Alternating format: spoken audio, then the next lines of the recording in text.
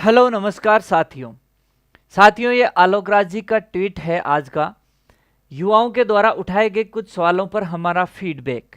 सबसे पहले कह रहे हैं, डिलीट प्रश्न पर खुद बोनस अंक देने के लिए मैं फेवर में हूं और यह निर्णय प्रक्रियाधीन है। अभी आरपीएससी से इसके बारे में राय मांगी है।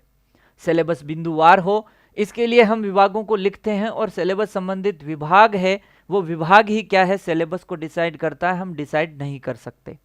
इसके अलावा इन्होंने कहा कि क्वेश्चन डिलीट ना हो, इसके लिए हम प्रयासरत है और उसी वजह से उम्मीद है 22 जून और 13 जुलाई वाली दोनों परीक्षाओं में एक्सपर्ट्स कोई भी प्रश्न डिलीट करने को नहीं रिकमेंड करेंगे।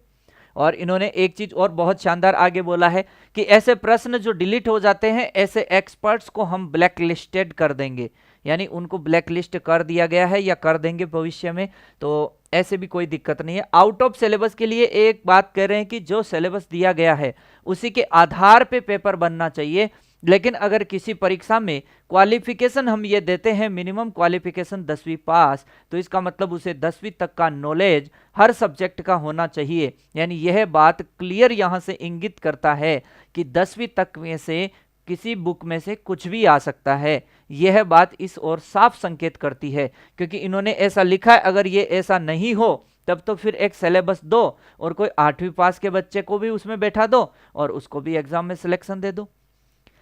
फिर कहते हैं, जहां तक जांच का सवाल है, सरकार चाहे तो जो सभी इश्यूज युवाओं ने उठाए हैं उन पर जांच कराई जा सकती है। We are always open to any investigation and scrutiny please.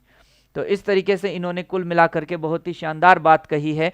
तो पशु परिचर के लिए यहां से यह निष्कर्ष निकलता है कि 10वीं तक की जो आपकी सामाजिक अध्ययन है, आपका जो भी जीके का पोर्शन है, इन किताबों को जरूर पढ़ लेना, वहां से क्वेश्चन आने की पूरी पूरी संभावना है। बाकी पार्ट बी में डिटेल सिलेबस है, तो पार्ट बी में डिटेल सिलेबस है तो वो अच्छे से है। विभाग बनाएगा पेपर तो विभाग का पेपर अच्छे से बनेगा, घबराना नहीं है। जो पढ़ाया है वही एग्जाम में आएगा। जय हिंद, जय भारत।